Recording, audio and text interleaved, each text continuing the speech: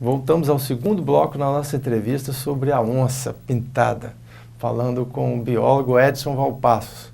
Edson, falamos no primeiro bloco um pouco sobre aquela história, uma história interessante, recente, né?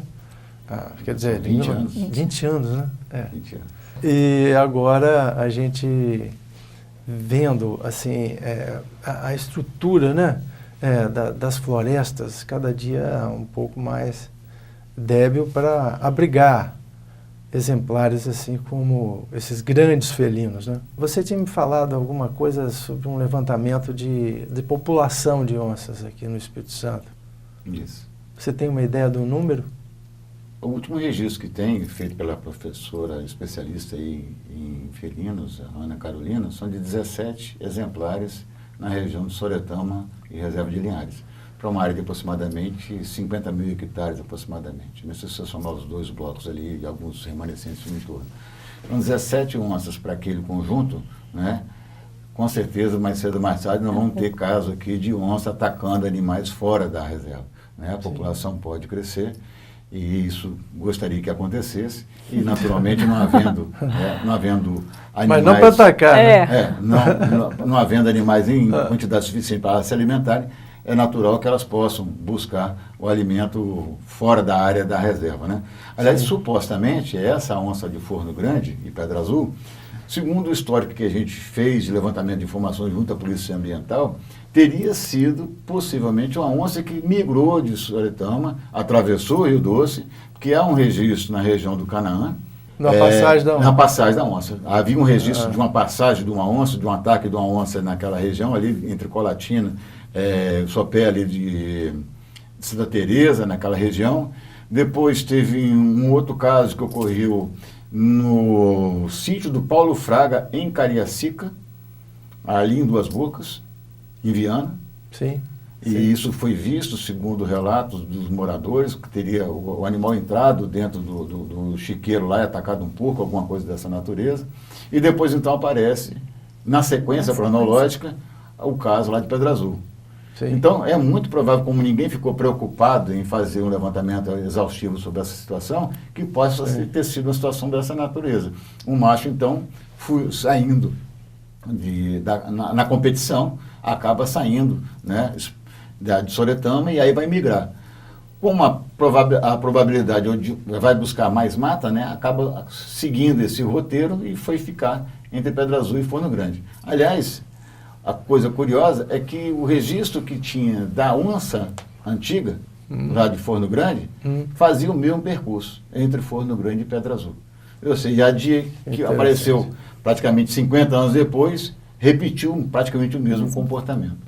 Até uma dica de, talvez, a reconstituição do corredor ecológico ali nessa região. Até batizar, pode até batizar o corredor ecológico ali de onça pintada, porque mostra a efetividade da importância da conexão de fragmentos florestais, né?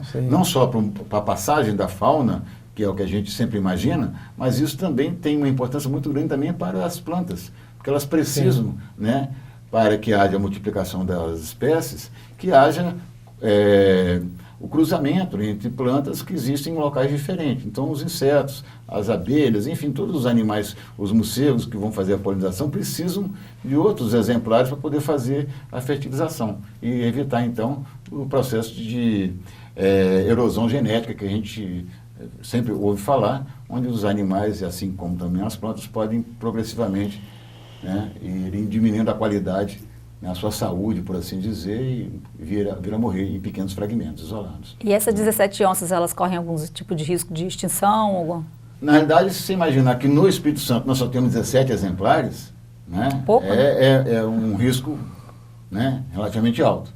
E se pensar que a gente vai ter aí a duplicação da 262, a da 101, e isso vai causar impacto, obviamente, isso faz com que a gente tenha a obrigação, eu diria, no Espírito Santo, tendo em vista que nós só temos esses poucos exemplares, né, de pensar muito bem como é que nós vamos fazer a conexão entre esses dois fragmentos que são cortados pela 101.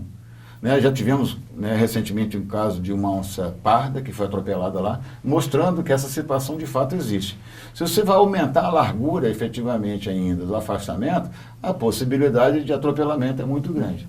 Então tem que se pensar, como na Europa e até mesmo nos Estados Unidos, em soluções que permitam que os carros passem por baixo da pista, né, em túneis, fazendo com que haja áreas efetivamente de conexão onde esses animais possam passar por cima sem ter muita dificuldade. E esse é o tipo de conexão mais adequada para se garantir a efetividade entre os dois grandes blocos de vegetação que existe na região do Soretama. Agora, se nós seremos capazes de dar um bom exemplo, Valmir, aí só o futuro há de dizer. Porque se resumir somente a túneis, como existe hoje no Soretama, né, onde são, na realidade, manilhões, e esses animais, e esperar que esses animais passem por ali sempre, eu acho que a possibilidade de atropelamento e redução da população lá vai ficar sempre, né, sob risco, por assim dizer. E lá é feito algum trabalho, lá na reserva, juntamente com esses animais? Essa professora, essa especialista, a Ana Carolina, fez um levantamento de 10 anos. E através de fotografias, né, de máquinas que são colocadas e que através de sensor de movimento esses animais passam, então registra, né, fotografa cada um desses animais. E aí eles podem saber a quantidade de cada um dessas espécies através do padrão das manchas, que é como se fosse a nossa impressão digital, cada um tem um. Então o padrão de manchas que existe em cada um dos exemplares permite identificar que aquele é fulano, aquele é beltrano, e eles inclusive colocaram, apelidaram, por assim dizer, cada um dos exemplares que foram fotografados. E aí estimar então a população de onça naquela região. Certo. Agora, em termos de infraestrutura, a Soretama tem uma estrutura muito insuficiente, né? Eu diria, né? Não tem gente orientando, não tem, as placas, inclusive, que foram colocadas também estão desbotadas, estão desaparecendo. Eu diria que o principal aspecto ali é ter quando se pensar nesse processo da duplicação, né? Até mesmo antes, porque eu acho que tem que haver toda uma preparação, porque está morrendo animal hoje. Né? Eles têm um trabalho, por exemplo, de monitoramento dos animais atropelados. Isso é muito, muito legal. Então tem os vigilantes que passam pelo esse trecho da rodovia, identificando os animais, fotografando, registrando, coletando muitas vezes, e acaba virando coleção, né, taxidermizada ali no posto da BR. E ali eles têm então uma média de quantos animais atropelados tem por dia. E são muitos animais, hein? Não estou falando aqui de invertebrado, não. Agora, animais de pequeno e médio porte, entendeu? Um animal desse, para ter uma área de caça, a área de caça dele é muito vasta, né? Porque ele tem que ter os queixados, os animais roedores que ele atacava, né? E a disposição para fazer a sua dieta, né, alimentar e manter essa população. No tipo de reservas que a gente tem no Brasil, né, que não se permite observação, não se permite entrada, não se permite exploração econômica, né, isso também se torna ainda mais difícil, né? Por exemplo, no caso da África, né, em algumas áreas de proteção ambiental, se tem uma atividade turística, né? Em que é cobrado, tem permissão, inclusive permissão de caça, que é cobrado altos valores, né, em alguns casos, e que mantém o estudo e mantém o controle de população de animais, né? Esse é um debate interessante, não acho? Sem dúvida. Nós temos no SNUC, no Sistema Nacional de Unidade de Conservação, um conjunto de categorias de manejo, né? Ou seja, são diferentes tipos de unidade de conservação e cada uma delas foi pensada, idealizada e conceitualmente serve para determinadas finalidades. Nós temos num extremo a estação ecológica e a reserva biológica, que são áreas que não se permite visitação pública, a não ser para fins educativos e científicos. Então a reserva biológica do Soretama, por exemplo, né, o caso aqui citado, ela só permite esse tipo de visitação científica e educativa. Né? A visitação pública de caráter de lazer... é quase que inexistente, né? Porque você não acaba nunca... Eu quero dizer o seguinte, do ponto de vista legal, é permitido que seja feito, só é permitido esse tipo de visitação. Então você tem trilha lá em que você leva as crianças dos colégios, ou até mesmo de instituições científicas que queiram conhecer a reserva. mas não tem um sistema semelhante a um parque, que é uma categoria mais flexível, onde você obrigatoriamente estabelece um sistema de trilhas em que você leva a população de forma direcionada para uma determinada área do parque para permitir que as pessoas tenham um contato direto com a natureza. E aquilo, então, é aberto à visitação. Essa é uma situação dos parques nacionais, parques estaduais e municipais, que flexibiliza o ingresso das pessoas com essa finalidade, né? A semelhança desse que você citou na África, né? Mas não chegamos ainda no Brasil ao extremo de permitir, né, a atividade de caça como sendo uma atividade econômica que, por sua vez, venha remunerar, de certa forma, e garantir a pesquisa científica para verificar o status de população ou coisa parecida, né? Isso, inclusive, de certa forma, foi até previsto nos códigos antigos florestais, onde tinha até a figura do parque de caça, sim, que nunca chegou a ser implantado no Brasil. Sim. Mas que, de fato, se tem um país que caça e caça muito ilegalmente, é no nosso país, né? Com muita frequência. Ilegalmente. Essa que é a questão. E muitas vezes colocando os funcionários que trabalham lá na fiscalização sob risco, porque eles colocam armadilhas que são colocadas no chão, os chamados canhões, e as pessoas estão passando e recebem tiro no pé, recebem tiro, às vezes, em outras áreas, que pode vir até a ser fatal. Até os próprios caçadores são vítimas das próprias armadilhas.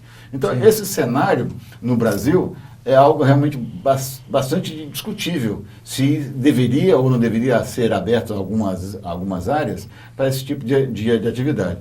Eu diria que no Espírito Santo, por exemplo, onde nós temos em torno de 16% de cobertura florestal, como você bem colocou, extremamente reduzida, né? Pensar em caçar no Espírito Santo é algo, do ponto de vista legal, seria algo absurdo, né? Tendo em vista o que sobrou efetivamente de mata no estado, é algo muito pouco ainda para se manter uma população saudável e ainda aberta a esse tipo de atividade. Mas é um debate muito interessante que pode ser feito, entendeu? Para determinados tipos de animais, onde você possa perceber através de pesquisa que existe uma população que possa, entre aspas, servir para esse tipo de atividade. Tipo a capivara, por exemplo? Sim, a capivara hoje em dia é um problema. Exatamente. Você foi excelente exemplo. A capivara hoje passou a ser um problema por falta de quê? Do predador. O principal predador da capivara é a onça pintada. Então, onde você não tem, né, o predador, automaticamente o alimento cresce em abundância. Hoje, então, a capivara é um problema. Como está sendo o javali ou javaporco, hoje na região do Paraná e Santa Catarina, onde está sendo promovido e autorizada a caça do animal porque causa um impacto seríssimo e ainda coloca as pessoas em risco de vida. É preciso evoluir, né, nessa avaliação ambiental de uma forma mais sistêmica, né, talvez, do que só pensar apenas no animal, mas deixar de entender todo aquele contexto, o habitat que ele está vivendo e como ele foi preservado ou destruído, como foi o caso do nosso mini Pantanal lá na região de Suruaca, né? No Baixo Rio Doce, você conhece a região também. Nós já passamos lá um pouco antes, né? Mas já havia um processo grande de drenagem que acabou com um número incontável de fauna, né? Quer dizer, você destruiu o habitat. Isso. Quer dizer, não é só matar o animal, é o pior impacto que pode existir. Bem, nós vamos a um rápido intervalo, voltamos para o último bloco da nossa entrevista. Fique conosco.